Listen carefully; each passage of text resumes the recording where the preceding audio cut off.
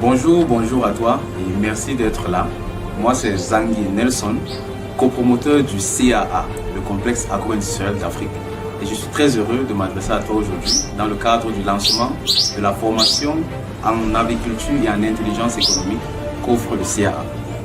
Alors, c'est quoi le CAA? Quelle est sa mission? Quelle en est la vision? Le complexe agro-industriel d'Afrique, en abrégé CAA, est un projet panafricain majeur ayant pour finalité de redonner à l'Afrique ses lettres de noblesse, en contribuant considérablement à sa souveraineté économique.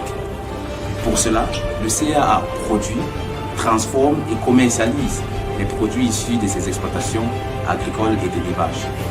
La mission du CAA est donc claire, à savoir éradiquer la famine de l'Afrique grâce à une agro-industrie saine. C'est-à-dire transformer ce que nous produisons et consommer ce que nous transformons.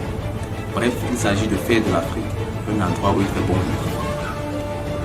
vivre. Il est évident qu'une aussi lourde mission ne peut être réalisée que par la contribution active et engagée d'un maximum de fils et de filles d'Afrique. C'est la raison pour laquelle le CAA a bâti sans cesse depuis plusieurs années un réseau d'entrepreneurs agro-industriels, l'objectif à terme étant d'utiliser toutes les synergies et effets multiplicateurs qui en découleront pour l'atteinte de cet objectif, de cette vision d'éradication de la famine en Afrique. Le but est qu'un maximum d'Africains aient la capacité, les connaissances et les moyens nécessaires pour mettre sur pied un élevage agro-industriel. Jusqu'ici, nous avons formé une centaine de personnes, parmi lesquelles certaines sont déjà opérationnelles sur le terrain. Aujourd'hui, nous sommes très heureux de t'avoir à bord et te souhaitons la bienvenue dans le CAA. Nos ambitions actuelles ne sont pas un cas isolé. Plusieurs autres peuples et diasporas avant nous ont réussi le pari de contribuer fortement au développement de leur nation. Les Chinois filmaient tout ce qui leur passait sous les yeux en Europe pour ensuite reproduire des copies conformes chez eux. Ils ont ainsi pu commencer leur ascension économique à l'endroit où les Européens étaient déjà, pour ensuite les battre comme on le sait aujourd'hui. Un autre exemple est celui de la diaspora indienne, qui pour sa part a su très tôt se positionner dans le secteur hautement stratégique de l'informatique. Aujourd'hui, toutes les grandes nations, toutes les grandes entreprises ont pour référence l'Inde pour les nouvelles technologies. Et lorsqu'on voit un Indien en route ou à la gare, on s'imagine immédiatement que c'est un informaticien très intelligent, super doué.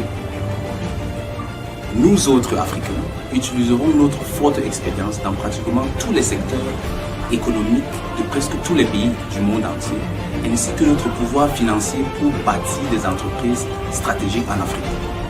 Nous couvrirons les secteurs primaires, secondaires et tertiaires de l'économie et on nous appellera les bâtisseurs de l'Afrique. Et désormais, en voyant un Africain dans la rue ou à la gare, on croira automatiquement qu'il est fondateur ou actionnaire d'une grande entreprise en Afrique. Voilà où on va. Nous nous sommes amusés trop longtemps. Tellement longtemps qu'aujourd'hui, le monde entier nous regarde en bas. Tout ça doit cesser. Et nous pouvons y arriver. Nous pouvons tous ensemble y arriver. Et en fait, nous n'avons même pas le choix. Parce qu'on ne peut pas tomber plus bas que le sol. Au CAA, nous avons très bien compris cela. Nous avons bien compris que seul, on peut aller vite. Mais ensemble, on va toujours plus loin. Cependant, il ne s'agit pas juste d'être ensemble ou de s'unir pour faire la force. Chacun individuellement doit d'abord être fort, car en réalité, seule l'union des forts fait la force. 1000 chèvres, 10 000 chèvres peuvent s'assembler, un seul lion va les faire peur. Formons-nous donc, forgeons-nous un mindset de vainqueur et soyons tous forts pour ensemble faire l'union qui fera la force.